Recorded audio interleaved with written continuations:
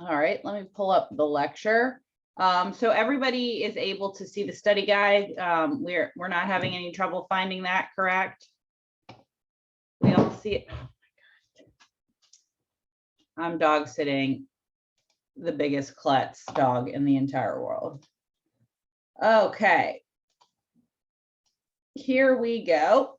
So we just have 2 slides to cover today, like I said. So we're going to finish up the discussion about reentry, specifically the work issues.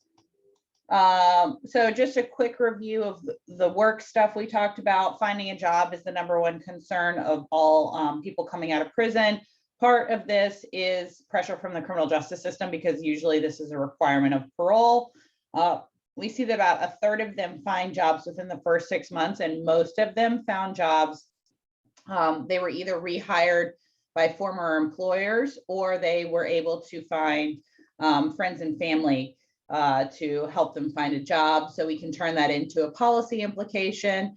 So the way that would be worded would be that you would tell parole officers to recommend to their parolees to reach out to their former employers or friends and family to help find a job. And all of this stuff came from an exploratory study done by the Vera Institute of Justice. So then we talked about some post-release work programs. We talked that there was overlap in the job placement services. That is, the unemployment office. So that's basically just anybody that's looking for a job. We talked about it, some anecdotal evidence showing that ex-offenders do make good employees. We discussed the work opportunity tax credit, in which the government will give usually like 30% of the first 6 months salary back to an employer that hires an ex-offender. Then we talked about 2 innovative programs that can help ex-offenders find jobs once they get out. The Center for Employment Opportunity is the supported work model. So that provides immediate transitional work, usually in the form of day labor assignments, doing kind of odd jobs around New York City, usually with sort of a restorative purpose, like graffiti removal, cleaning up trash on the side of the road, so on and so forth. So they do that 4 days a week. And on the 5th day, they have job development and job counseling, and they help them find jobs. We also talked about Opportunity to Succeed, which helps former prisoners, those specifically with significant alcohol and drug problems. And this is the case management strategy, meaning that they help with more than just employment. They help with all of the problems ex-offenders have, including substance abuse, trouble finding housing, family counseling, health, and mental health, as well as helping them find a job. So one of the last things that we're going to talk about when it comes to work is something that we refer to as the labor market strategy in action. So in today's era of mass incarceration, we need to simultaneously pursue 2 distinct rationales for putting prisoners to work while they're incarcerated. So we need to prepare them for work after prison, and then help actually link them to work in their communities. So this is what we refer to as the labor market rationale. What we're saying here is that prison diminishes work opportunities. So if we're expecting them to work when they get released from prison, we need to do something to sort of counteract that effect right there. So the first building block of this is making them work while they're incarcerated. So like I said, being incarcerated diminishes your work opportunities, but if we can give them a job while they're incarcerated, they essentially have kind of like a little resume to show that they've done something while they've been incarcerated. So a really great example of this is something that the Oregon prison system did starting in 1994. It was a voter referendum, and it was a bill called Measure 17. And basically what it says is that the prisoners in the Oregon prison system have to work 40 hours a week, just like the regular taxpayers. So basically what happens when you are brought into the Oregon prison system, you kind of undergo a barrage of tests to find out what your barriers to employment are. So if you can't read, or you have below, a 5th grade education, or you don't have a skill set, that's where those 40 hours a week start. So if you can't read, you're going to be put into literacy classes. If you need more of an education, you're going to be put into education classes. So you'll do that part of the day, and the other part of the day, you'll actually be doing labor. So private companies have been invited into the Oregon prisons to create jobs for inmates. So just a few examples, there's a company called Manufacturing Country. They produce custom wood products, as well as TusBuilt, which produces doors and windows for correctional facilities, are some of the corporations that have been invited into the prisons to allow the inmates to work. But perhaps the best known item is a blue jean company called Prison Blues, which are manufactured and marketed out or within the Oregon prison system. They have a cute slogan, made on the inside to be worn on the outside. So Measure 17 just says the inmates got to work 40 hours a week, just like a regular taxpayer. And they are going to include things like any sort of barrier to work reentry in that 40 hours a week. So for instance, like I said, if you can't read, you're going to be getting literacy classes as well as working for one of these companies. So a prisoner that leaves the Oregon prison system has a resume based on their work experience, recommendations from their supervisors, and a modest nest egg. So they get paid for working at these companies, and the Oregon prison system sets aside a portion of that money so that they have a little bit of money when they get released from prison. So they've been keeping track of the disciplinary infractions in their facility, and they have seen a 60% reduction in disciplinary write-ups since 1995 as a result of this Measure 17.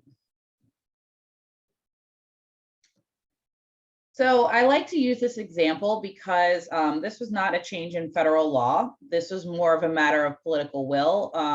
This was Oregon voters that wanted this in their prison system. So if Oregon can make this change, other states can too. So that's the first part of the labor market rationale, is to get them to work while they're incarcerated, or, you know, at least work towards something that can help them when they get released from prison, like a vocational program or literacy program, or getting them a GED. So the second step is linking them to work in their communities. And in this instance, we're going to talk about transitional employment. So basically what we need to do here after we make sure that they have been working while they're incarcerated is to help them find immediate work when they get released while they look for a full-time job. So to do this, you could borrow some of the successful parts of the two programs we just spoke about, the Center for Employment Opportunities and Opportunity to Succeed. So for instance, the case manager aspect of Opportunity to Succeed, they can help the ex-prisoners navigate the tricky waters of housing, drug treatment, criminal justice supervision, all of those other issues, as well as helping them find work, and the temporary transitional work, that supported work model from the Center for Employment Opportunity.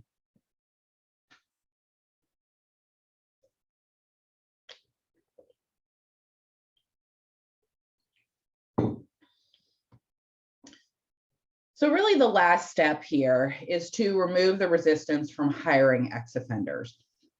But the availability of incentives, the federal programs that we just talked about, the work opportunity tax credit, that can be very helpful.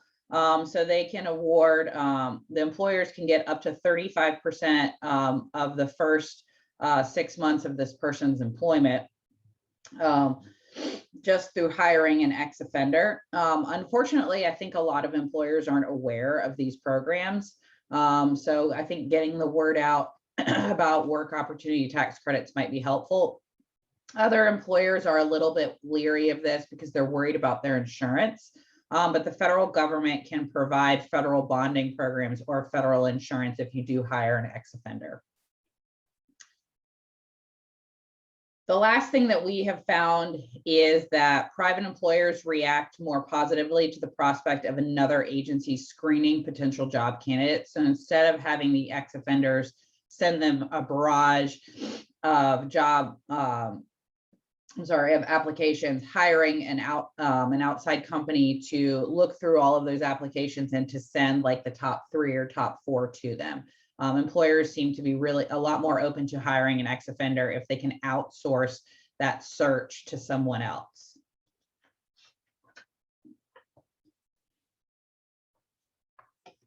All right. Questions about this before we talk about reentry centers? Okay. So the last thing that we're going to talk about today is kind of the new hot thing in reentry. So a reentry center, we're going to start with why we need this, and then we're going to kind of get into what they are. So a very common story among ex-offenders involves the fear of now what the moment they are released from prison. A lot of them are just given a bus ticket, either back to the county where they were arrested. Sometimes, for instance, if you live in Charleston, but you were arrested in Columbia, they're going to send you back to Columbia. You can make arrangements ahead of time to be sent to Charleston instead. But if you don't try to reach out and make those arrangements beforehand, they're just going to send you back exactly where you were arrested. But then once that bus stops, then what? Sometimes prisoners are given gate money, like I said.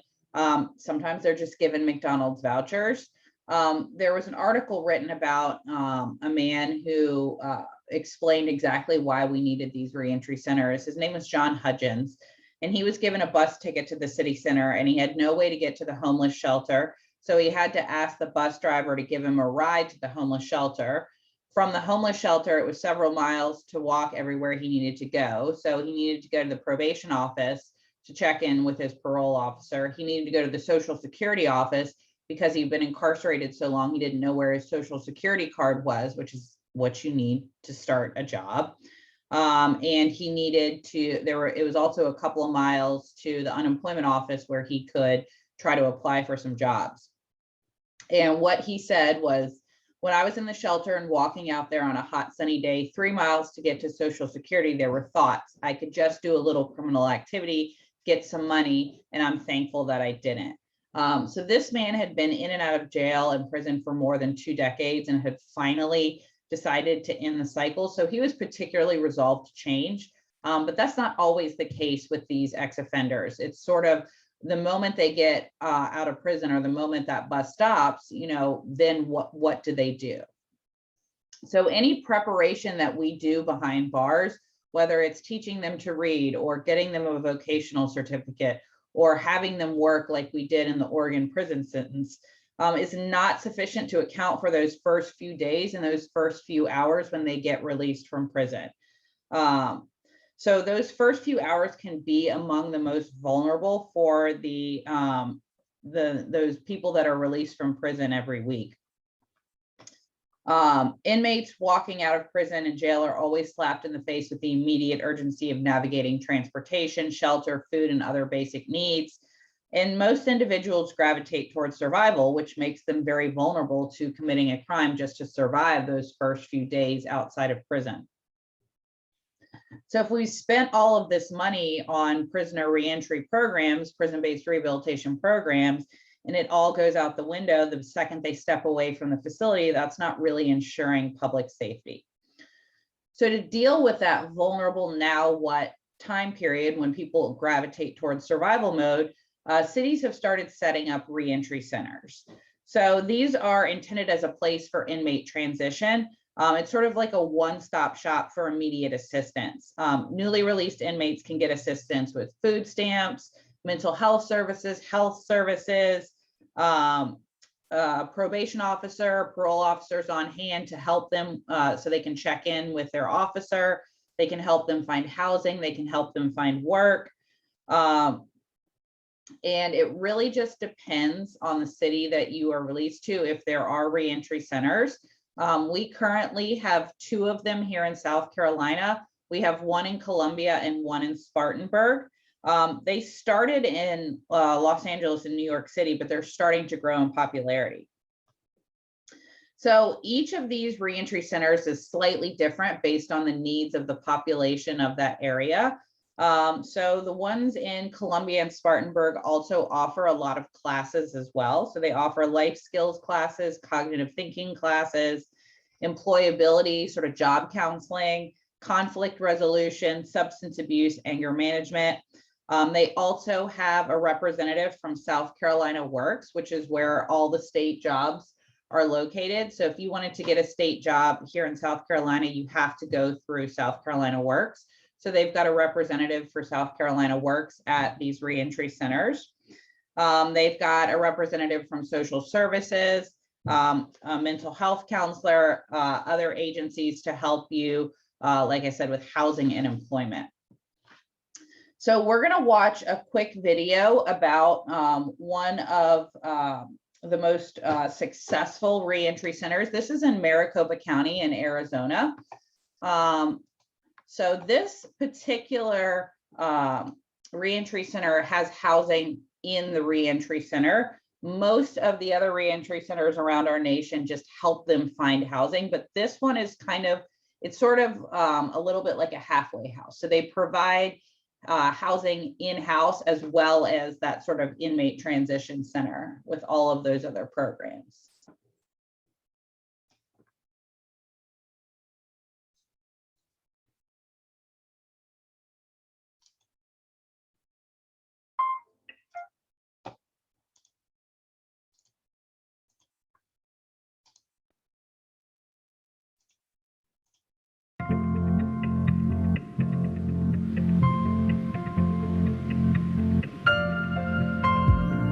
Can everyone hear that? We hear that? Okay.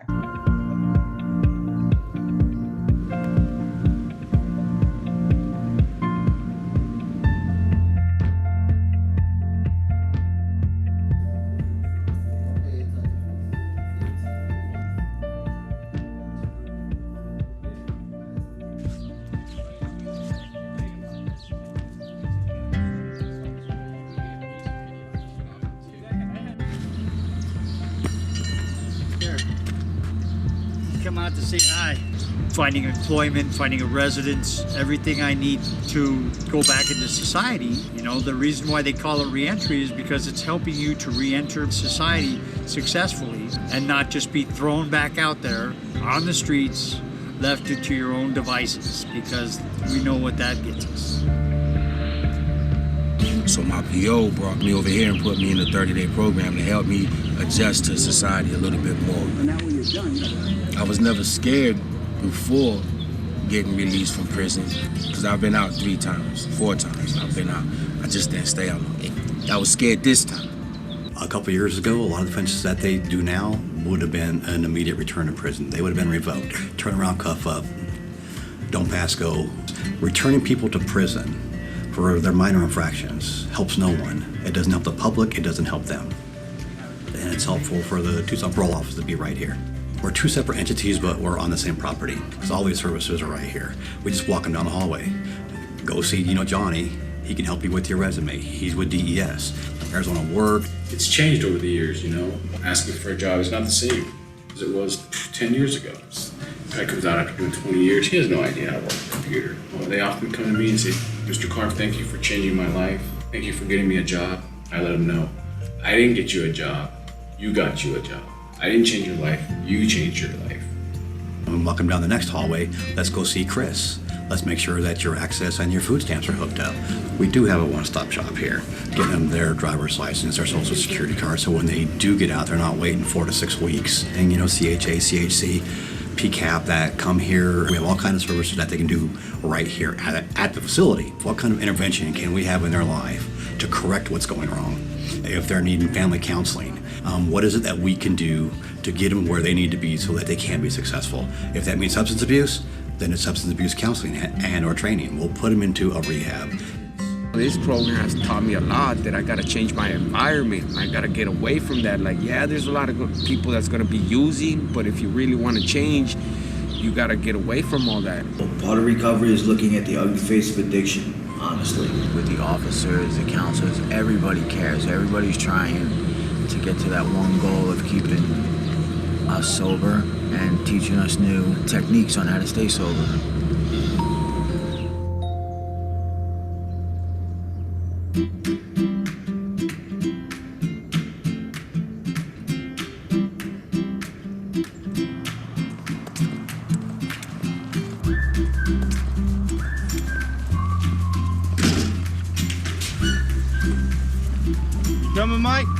do morning meditation already?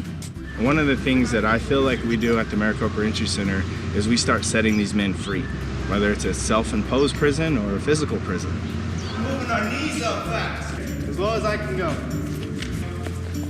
Our staff, the security staff, the treatment staff, we are opening up a belief system with our offenders. They are believing that they can trust and count on the people who say they're here to help them. That didn't exist in these guys before they came here. Once you start to engage a person who's been incarcerated with an intervention, and guys have asked me, well, when is enough enough? How many times am I supposed to give them chances? I say just do it until it works. I'm that guy. 5 times. 5 times. The same people, the same ones who helped me the first time, the same ones, Justin himself. The time and effort that they put in, if you don't put in the same time and effort, you will be back. And hopefully you make it here instead of prison. 1, 3, 2, and then I'm just slipping down. So watch my knee. They go out of their way to drill into our heads that we're not in prison. They address us on a first name basis, not a inmate Hughes or your DOC number. Like, they don't make you feel like you're in that environment. This is where the ego lays at the door. The less I try to be Mr. Tough Guy, the better I'm gonna learn. And when you don't feel like you're in that environment, then you don't feel like you have to live like you're in that environment. If my hands are not here, I'm vulnerable. If I'm not going to meetings, I'm vulnerable. I'm calling my sponsor, I'm not calling my sponsor, all right? Already calling that too. I refuse to call anybody by their last name here. You are a citizen. You are a person here. Everything that prepares them for that moment is what they get in treatment to then what they get when they go to the real world. And that is the beauty of what this really is. And it's that trust. They have to trust us that we're gonna help them do that. The transition program is definitely amazing, give you somewhere to be and a place that people will hold you accountable. That transition from this really robot kind of prisoner, honestly, to this man who's gonna be a member of my community, that's what I do this for. It's so exciting when they forget their number. They forget what it was like to be in prison. Because that's not who they are anymore. I take this program as a blessing, like a second chance at life, you know what I'm saying? Because now I don't want to use drugs. I'm not going to. You know, I look forward to being a productive member of that community instead of a thorn in its side. This place has saved my life, and I know several other lives in there, and shown us that there is a better way. We need this place. We need more places like this place. I think if he's put back in front of the prison door, but allowed to remain in society, I think he stands a better chance of readjusting himself to society. Instead of making prisons, they should make places like this so they won't have to build prisons. Because you make places like this, people are going to learn.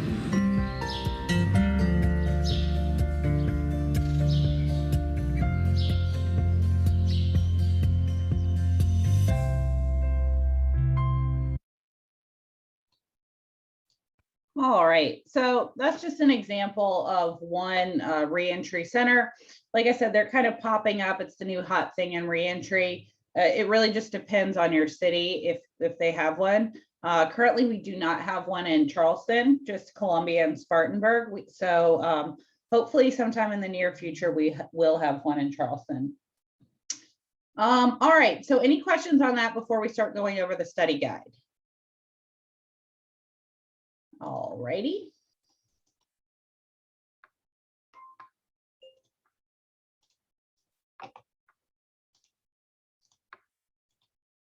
Okay, so just a reminder, your midterm exam is on Monday. So you will have 24 hours to take it. So beginning at 8 a.m. on Monday morning, you have until 8 a.m. the following morning, Tuesday morning, to take your exam. You will need Respondus Lockdown Browser and Respondus Monitor to take the exam. So remember, you would do it just like you do with your quiz. You're going to open up Respondus Lockdown Browser. It's going to take you straight to your Canvas site. You're going to log in. The same place that you find your quizzes, you will find the exam. It's simply called midterm exam. So you'll click on that. Once you do that, it's going to automatically turn on your webcam, and I believe it gives you a series of instructions. So I really don't, the webcam is more of just a deterrent more than anything. It will send me an alert if it thinks you guys are cheating. It gives you a score from green to yellow to red. Red means it was, there are a lot of flags, and I can actually scan through the video and see where the flags were. So for instance, if you leave the frame for an extended period of time, it will flag you. If there's a lot of background noise, it will flag you.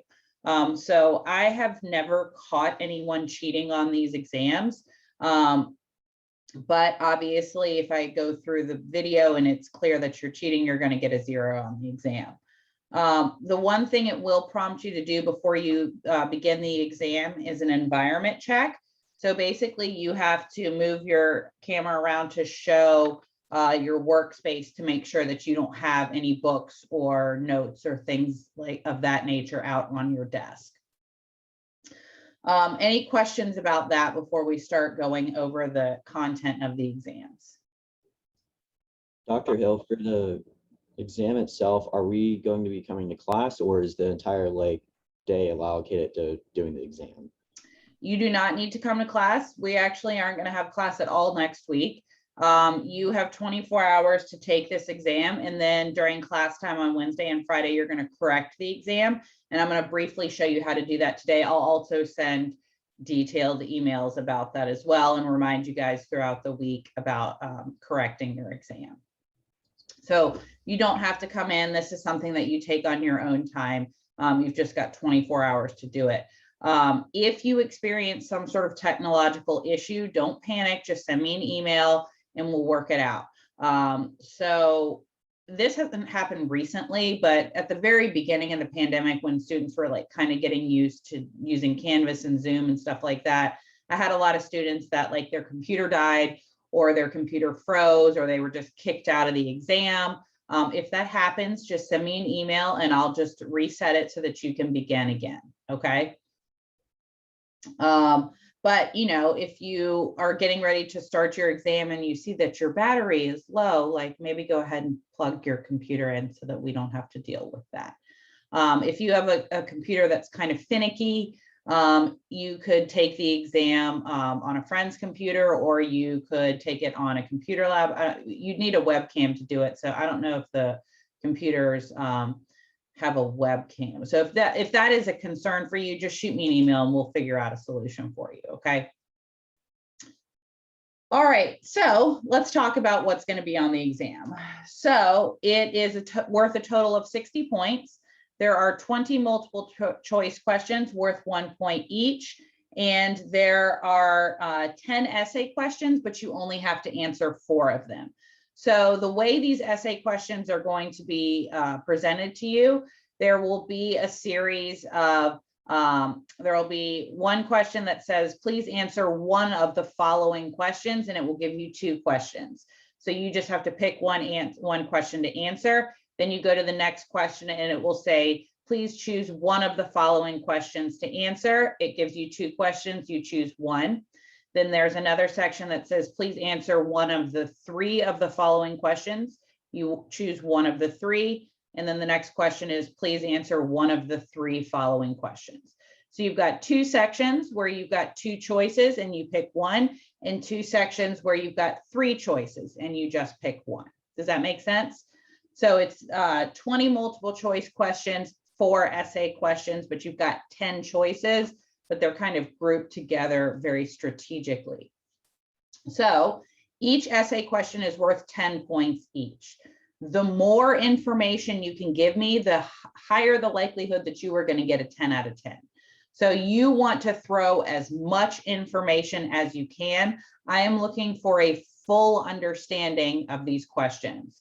So be very careful that a lot of the questions are like a 2-pronged part where I say, explain this and this, right? So if you only explain one of them, you're gonna, by default, the highest score you're gonna get is a 5 out of 10 because you've only done half of what the question is asked.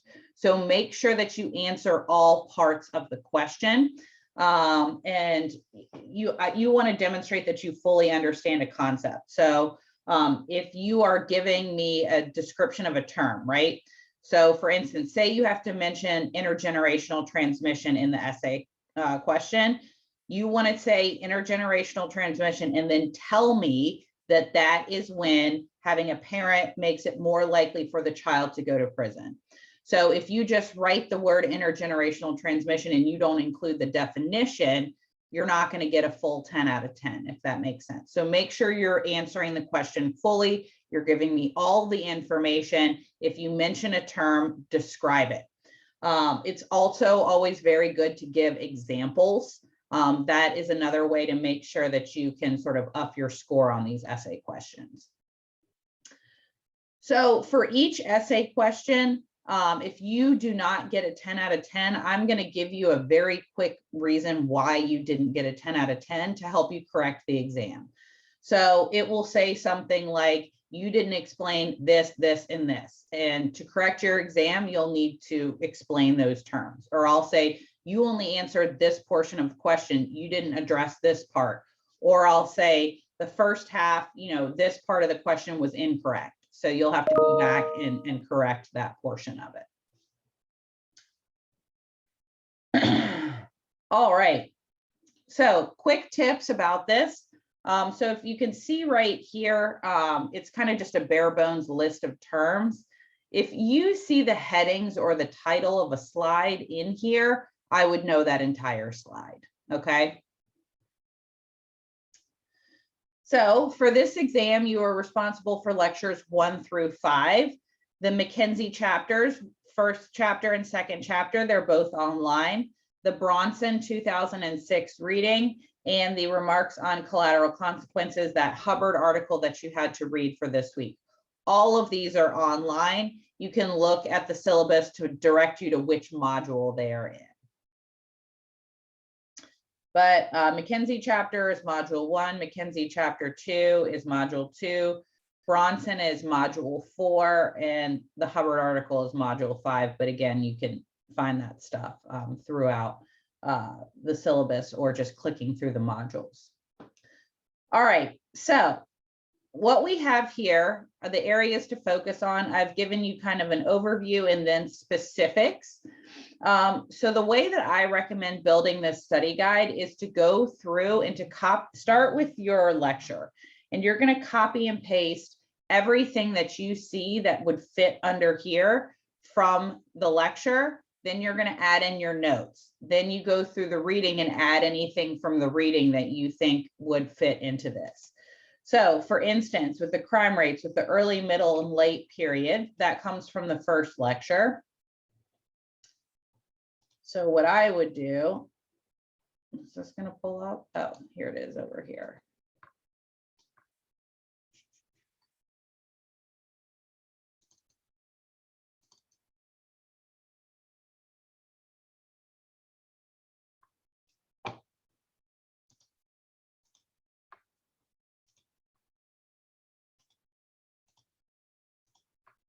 So you can see right here, we have early, middle, and late periods. So what I would do, I would take this and copy and paste it directly into the study guide. Then if you have additional notes, so when I was a college student, I used to write my notes down here. I would copy and paste that straight in as well. Or for instance, if you don't have notes or you're unclear about what this is, you could also go through the chapter and add that information in as well.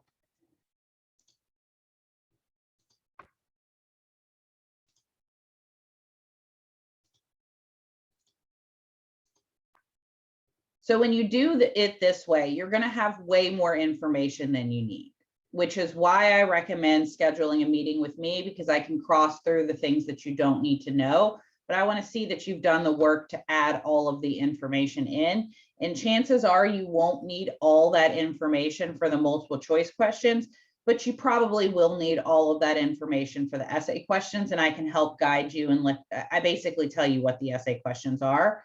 I'll tell you what the 10 are. I just won't tell you what order they're grouped in.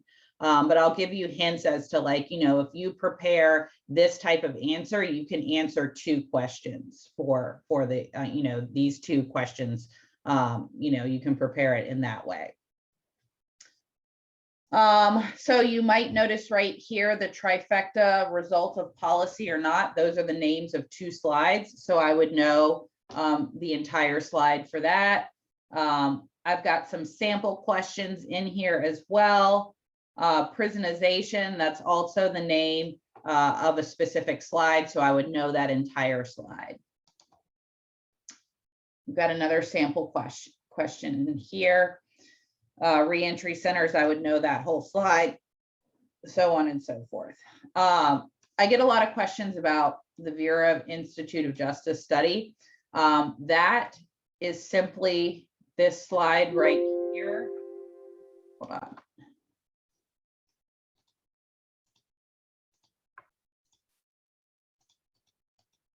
It's this slide right here, because this came from the Vera Institute of Justice.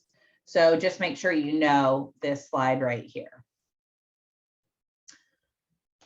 All right, questions for me. All right, if you want to schedule a meeting with me to go over the study guide, like I said, I'm available from 1 to 3 today. I'm also meeting with students on Saturday. Saturday would be preferable. Right now I'm meeting with Philip at 2 o'clock.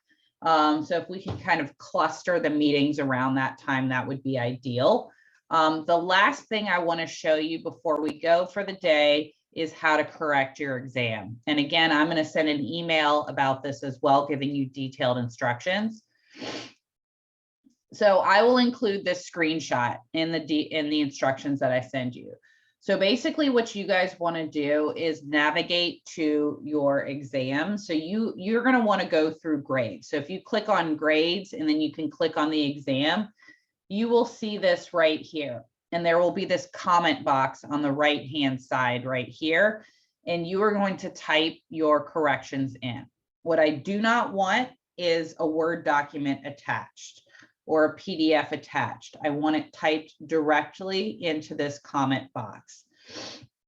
You also do not need to retype the question. You can just give me the question number. So for instance, for the multiple choice, if you got the first question wrong, you are simply going to write 1 and then the letter choice, like A, B, C, or D, which is the correct answer. That's all you need to do. For the essay questions, you just need to address the part that you missed. You don't need to rewrite the entire essay question. If I'm just telling you that the first half of your question was incorrect, you just need to retype the first part of that question. If I tell you that you didn't mention one thing, you just need to mention that and describe what it is. So you don't need to type the question, the actual question. You just need to give me the question number, and you just need to briefly cover what you missed.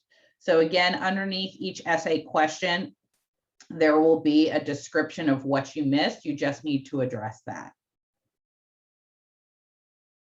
With the essay questions, you're also allowed to give me a bulleted list. It does not have to be like, you know, a fully typed, beautiful essay. As long as you cover all the information that you need, you can give me the information in a bulleted list if you want. Questions for me? All right, so I'm going to start grading these on Tuesday. Hopefully I should be done with them on Tuesday. I will send you guys an email once they are graded, and I will also include the instructions about how to correct them. On Wednesday and Friday, we're not meeting. All you're doing is correcting your exam. If you are going through your notes and you cannot find the answer, or you don't know if this is correct, let me know. Send me an email. I'm happy to Zoom with you and help you. This sometimes is very helpful for students moving forward to prepare for their final exam. If they are seeing, you know, a dearth in where they're taking notes, this can be very helpful for them. So as far as receiving extra credit for correcting the exam, I don't apply that extra credit until the end of the semester to give everybody time to actually correct the exam. Even though I give you Wednesday and Friday during class time to do it, not all students do it then, or they don't finish it. So I will include the due date that this needs to be done in that email, and I'll also remind you right before it's done. It's kind of a one and done. If I'm going through and I'm seeing that you did not correct all of your all the questions that you got wrong, you're not going to get your 5 points. If I see that like 90% of your corrections are incorrect, you're not going to get your 5 points. So a lot of times I will have students that will just correct the multiple choice and they will not correct the essay questions. You're not going to get the 5 points. You got to do all the corrections and you got to be mostly correct, which it shouldn't be that hard. You can use your books and your notes and you can get help from me. Questions for me? No questions? All right. Well, if you want to schedule a meeting with me to go over your study guide, shoot me an email and we'll schedule a time. If not, we will be corresponding via email for the rest of the week. And then I will see you back in the classroom on Monday morning. Okay. Not this coming Monday, the following Monday. All right. Well, good luck on your midterm and send me any questions that you have. Okay. Thank you, ma'am. Have a good one.